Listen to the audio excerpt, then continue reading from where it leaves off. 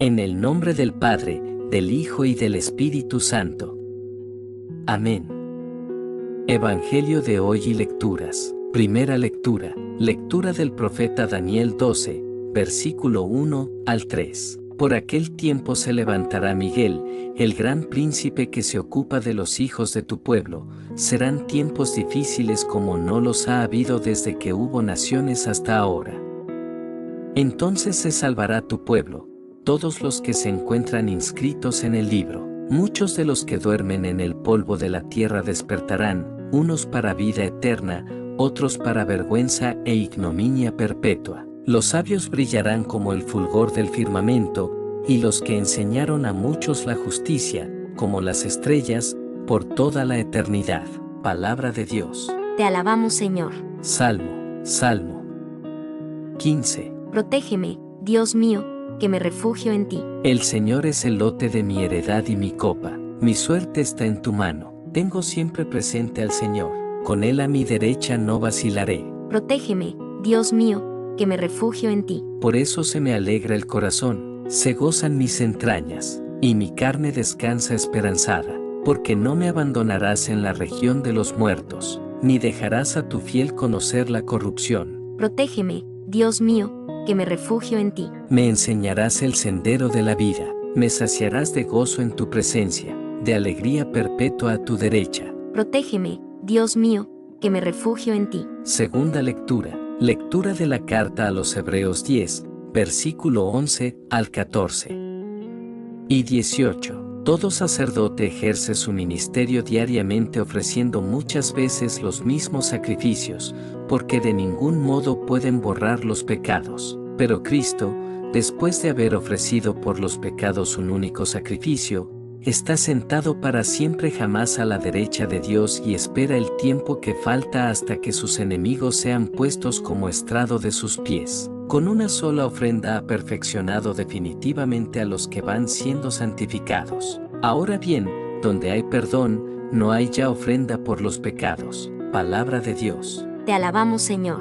Evangelio del día. Lectura del Santo Evangelio según San Marcos 13, versículo 24 al menos 32. En aquel tiempo, dijo Jesús a sus discípulos: en aquellos días, después de la gran angustia, el sol se oscurecerá, la luna no dará su resplandor, las estrellas caerán del cielo, los astros se tambalearán. Entonces verán venir al Hijo del Hombre sobre las nubes con gran poder y gloria. Enviará a los ángeles y reunirá a sus elegidos de los cuatro vientos, desde el extremo de la tierra hasta el extremo del cielo. Aprended de esta parábola de la higuera: cuando las ramas se ponen tiernas y brotan las yemas, deducís que el verano está cerca, pues cuando veáis vosotros que esto sucede, sabed que Él está cerca, a la puerta. En verdad os digo que no pasará esta generación sin que todo suceda. El cielo y la tierra pasarán, pero mis palabras no pasarán. En cuanto al día y la hora, nadie lo conoce, ni los ángeles del cielo ni el Hijo, solo el Padre. Palabra del Señor. Gloria a ti, Señor Jesús. Reflexión bíblica. Primera lectura. La lectura del libro de Daniel nos introduce en un contexto que habla del final de los tiempos escatológicos. Es la expresión de un mundo apocalíptico, que fue una corriente que aparece en el S2 a.C. con objeto de responder a tiempos difíciles y de angustia para el pueblo elegido. El libro de Daniel no es propiamente el libro de un profeta, sino de un apocalíptico, cuya sintonía con la historia es a veces difícil de descifrar. En esta literatura se habla de una gran conmoción de la historia y se recurre a unos signos extraordinarios para animar a los que sufren y guardan su fidelidad a Dios. Su visión de la historia está sombreada por una visión dualista de la misma que puede llamar a engaño. Este mundo solamente, parece, tiene solución si Dios interviene y termina con todo en beneficio de los buenos, o del pueblo elegido o de los que han impuesto su criterio. Es una solución que tiene ciertos esquemas poco adecuados, aunque, por otra parte, palpita un deseo ardiente de ver a Dios intervenir en la historia que ha creado, y esto es positivo. Pero esa intervención no será según quieren los hombres, sino en la libertad soberana de Dios. En nuestra lectura de hoy, Miguel, quien como Dios, el protector del pueblo según aquella mentalidad, vendrá para proclamar salvación y resurrección para los elegidos. Es en este libro donde aparece por primera vez la resurrección y la vida más allá de la muerte en la fe de Israel. Es esto lo más importante a señalar, porque en esta lectura apocalíptica hay un mensaje de esperanza y salvación. Es verdad que en aquel momento la teología no daba más de sí, y solamente se proclamaba para los elegidos, pero desde una lectura del Nuevo Testamento, la resurrección y salvación de Dios está abierta a todos los hombres que confían en Él. Efectivamente, a Israel le costó mucho llegar a una solución de la vida humana después de la muerte. Y eso que tenemos salmos y oraciones que podrían conducir a ver que estaba implicado un mensaje de esperanza más certero en la misma antropología bíblica. Por tanto, si hay resurrección, una vida después de la muerte, una vida en las manos de Dios, entonces los textos e imágenes apocalípticas deben leerse como el resultado de una conquista humana y religiosa, por la cual se responde al anhelo que todos llevamos en nuestro corazón. Estamos hablando de experiencias religiosas de una época y de una cultura. Lo importante es la verdad que en ello hay, no las imágenes míticas con las que se reviste el lenguaje apocalíptico. El oprobio, la condenación, el juicio, es el ropaje de la época para hablar del triunfo de Dios. Pero, como creemos por el mensaje del NT, el triunfo de Dios no tiene que ser necesariamente así. El juicio de Dios sobre los hombres y la historia ha de ser salvando y humanizando. Segunda lectura. La segunda lectura nos ofrece el último texto de la carta a los Hebreos en este ciclo que está a punto de terminar. Se vuelve a insistir en la diferencia entre el sacerdocio y los sacrificios de la antigua alianza y el sacerdocio y el sacrificio de Cristo. Lo que el autor de la carta a los Hebreos nos quiere señalar es que los ritos, las ceremonias, los sacrificios de animales, están vacíos porque no consagran nuestra vida al Dios vivo y verdadero. El autor de la carta quiere apoyar su tesis de la fuerza del sacrificio de Cristo que une verdaderamente a Dios y a los hombres en el Salmo 110. Por eso, a diferencia de los sacrificios de la antigua ley, el de Cristo lleva a la perfección, teleion, lo que deben ser las ofrendas a Dios.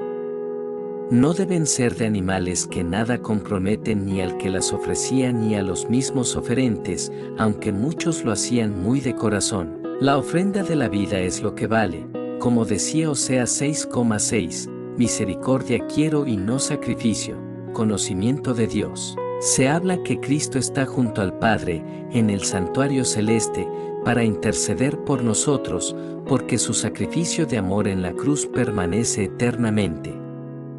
Ese es el sacrificio que ha perdonado de antemano los pecados de todos los hombres. Saber que seremos perdonados, pues, es todo un impulso de confianza en el que se muestra que el valor no está en el sacrificio o el rito que se haga, sino en poder estar en comunión con aquel que ha dado su vida por nosotros. Es muy importante en todo sacrificio lo que uno siente, es verdad. Pero no basta con sustituir la comunión con Dios y con los hermanos con cosas externas. Lo externo puede llevarnos a la decadencia o a la inmutabilidad.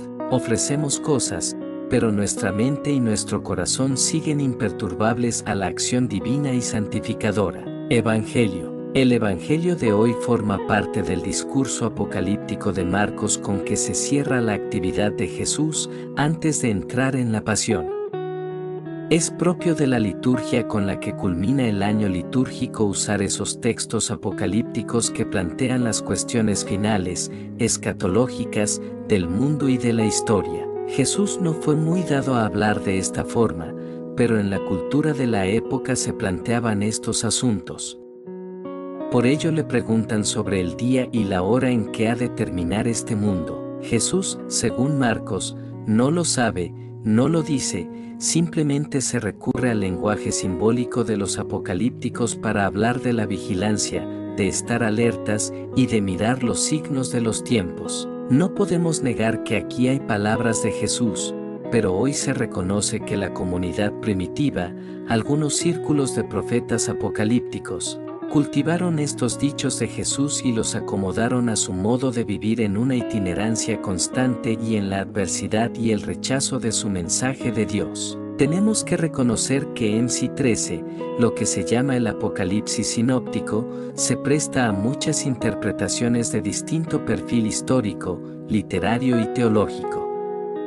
Se reconoce que no es propiamente de Jesús, sino de los cristianos que, ante una crisis, de guerra, de persecución, escribieron este texto. Pusieron palabras de Jesús que se mantenían en la tradición para tratar de afrontar los problemas que se presentaban para judíos y cristianos. Es posible que la base del mismo pueda explicarse en la crisis de Calígula el 40 después de Cristo, en tiempos de Petronio, legado de Siria, para llevar a cabo la orden de poner una estatua del emperador en el templo para ser adorado como Dios. Esta es una hipótesis entre otras, pero razonable. No obstante, no todo el texto se explica en este momento. Posteriormente y separados ya judíos y cristianos, se vuelve sobre este texto ante nuevas dificultades. Las opiniones son muy diversas y, a veces, extravagantes. El cristianismo primitivo estuvo muy influenciado por la corriente apocalíptica. Esto no se niega, pero la solución de la historia y de la vida de los hombres no debería tomarse al pie de la letra todo esto. Pero una cosa sí es cierta, ante la tiranía todos los hombres de cualquier clase y religión estamos llamados a resistir en nombre de Dios. Los signos de los tiempos siempre han sido un criterio profético de discernimiento de cómo vivir y de qué esperar. ¿Por qué? Porque los profetas pensaban que Dios no había abandonado la historia a una suerte dualista donde la maldad podría imponerse sobre su proyecto de creación, de salvación o liberación, pero los signos de los tiempos hay que saberlos interpretar. Es decir, hay que saber ver la mano de Dios en medio del mundo, en nuestra vida personal y en la de los demás. La historia se transforma así, no acaba ni tiene por qué acabar de buenas a primeras con una catástrofe mundial, y Dios interviene en la historia por nosotros y nunca contra nosotros. De la misma manera que el anuncio del reino de Dios por parte de Jesús, su mensaje fundamental, es una convicción de su providencia y de su fidelidad a los hombres que hacen la historia. Cierto tipo de mentalidades siempre han creído y propagado que el final del mundo vendrá con una gran catástrofe en la que todo quedará aniquilado. Pero eso no nos obliga necesariamente a creer que eso será así. Dios tiene sus propios caminos y sus propias maneras de llevar hacia su consumación esta historia y nuestra vida. El discurso está construido sobre palabras de Daniel 7, versículo 13 al 14 en lo que se refiere a venida del Hijo del Hombre. Sin embargo, en los términos más auténticos de Jesús se nos invita a mirar los signos de los tiempos, como cuando la higuera echa sus brotes porque el verano se acerca, a descubrir un signo de lo que Dios pide en la historia. Dios tiene sus propios caminos para poner de manifiesto que en esta historia nada pasa desapercibido a su acción y de que debemos vivir con la espera y la esperanza del triunfo del bien sobre el mal, que no podemos divinizar a los tiranos ni deshumanizar a los hijos de Dios. Los tiranos no pueden ser dioses, porque todos los hombres son divinos como imagen de Dios. Así es como se transformará esta historia a imagen del reinado de Dios que Jesús predicó y a lo que dedicó su vida. Queridos hermanos y hermanas, al concluir el Evangelio de hoy, recordemos que el amor de Dios siempre está presente en nuestras vidas. Que esta palabra nos inspire a vivir con fe y esperanza, confiando en que el Señor nos guía en cada paso que damos. Si este mensaje ha tocado tu corazón, te invito a suscribirte a este canal y compartirlo con tus seres queridos, para que la palabra de Dios llegue a más personas. Juntos, llevemos la luz del Evangelio al mundo. Dios te bendiga. En el nombre del Padre, del Hijo y del Espíritu Santo. Amén.